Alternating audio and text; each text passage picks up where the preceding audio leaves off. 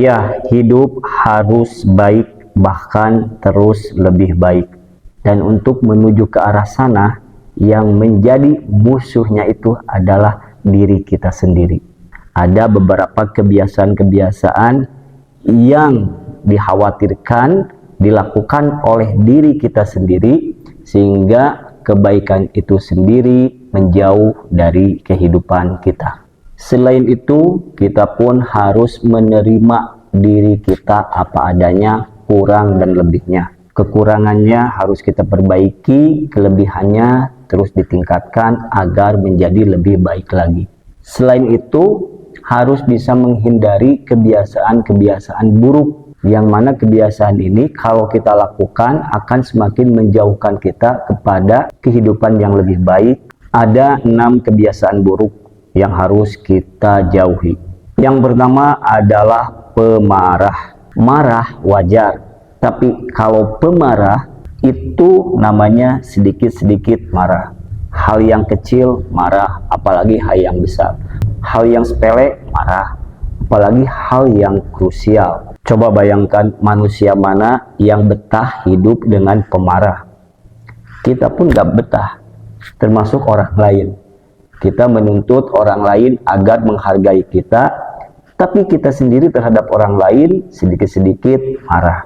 Pasti mereka akan menjauh dari kita. Baik itu lingkungan kerja, lingkungan masyarakat, apalagi lingkungan keluarga. Yang kedua adalah malas. Kita ingin lebih baik, tapi pemalas. Bayangin perusahaan mana yang akan menerima kita sebagai karyawannya, atau cita-cita apa yang akan kita capai, sementara diri kita sendiri pun tidak mau menempuh proses-proses untuk mencapainya. Pekerjaan mana yang akan tuntas kalau kita belum pernah melakukan pekerjaan itu? Banyak keinginan tapi malas sholat, malas berdoa, malas berikhtiar, malas cari partner, dan lain sebagainya. Yang ketiga, kebiasaan buruk yang harus dijauhi adalah ceplas-ceplos. Jujur boleh, tapi kalau ceplas-ceplos jangan. Apa itu ceplas-ceplos? Segala dibicarakan apa adanya. Orang lain bau badan, kita bilang kamu bau badan, tanpa melihat situasi dan kondisi orang tersebut.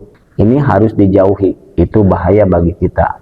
Membicarakan aib orang lain kepada teman kita, yang sebetulnya teman itu tidak akan menjadi solusi untuk aib orang yang kita bicarakan. Apa pentingnya juga jujur-jujur seperti itu? Itu bukannya jujur, tapi bisa menjadi bagian dari masalah itu sendiri. Yang keempat adalah buruk sangka. Wah, bahaya nih buruk sangka ya. Apa-apa kita sudah memvonis seseorang berbuat hal yang jahat. Sedikit-sedikit kita menyangka seseorang berbuat hal yang negatif. Akhirnya hidup kita akan dilingkari oleh kecemasan dan ketakutan. Dan orang yang ada di sekitaran kita pun tidak akan nyaman karena merasa dicurigai. Harus dibedakan antara buruk sangka dengan waspada. Itu berbeda ya. Contoh, kalau ada orang yang menaiki pagar rumah kita di tengah malam, wajar kita harus waspada. Karena kalau tidak waspada, bahaya, rumah kita akan dimasuki oleh orang yang tidak dikenal, dan mungkin itu adalah penjahat.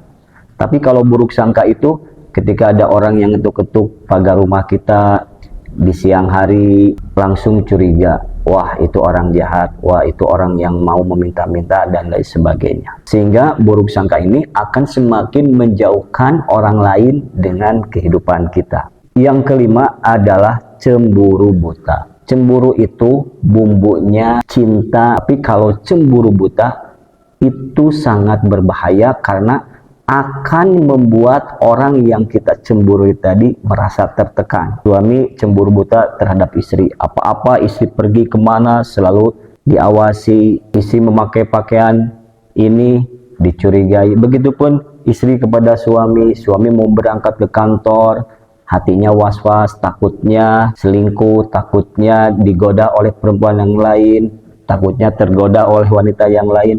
Wah, bakal capek. Sehingga Orang yang kita cemburui tidak akan nyaman bersama kita. Termasuk di lingkungan kerja, kita terlalu cemburu kepada rekan kerja, tiba-tiba karirnya naik, posisinya bagus, kita cemburu terhadap atasan kita dan lain sebagainya. Wah, Masya Allah ya, akan sempit hati kita kalau mempunyai karakter cemburu buta.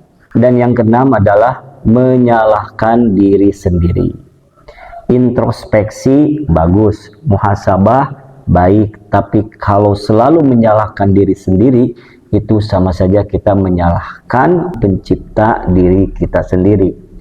Ingat, kita pun manusia, ada kelebihan, ada kekurangan. Kalau selalu diri kita disalahkan, ini bahayanya akan menumbuhkan sifat ketidakpercayaan pada diri sendiri. Selain kekurangan, diri kita pun banyak kelebihannya. Dan mungkin kelebihan itu tidak dimiliki oleh orang lain. Jadi tugas kita adalah menggali potensi apa yang ada pada diri sendiri. Sehingga bisa menanamkan rasa percaya diri untuk bangkit lagi dan bangkit lagi.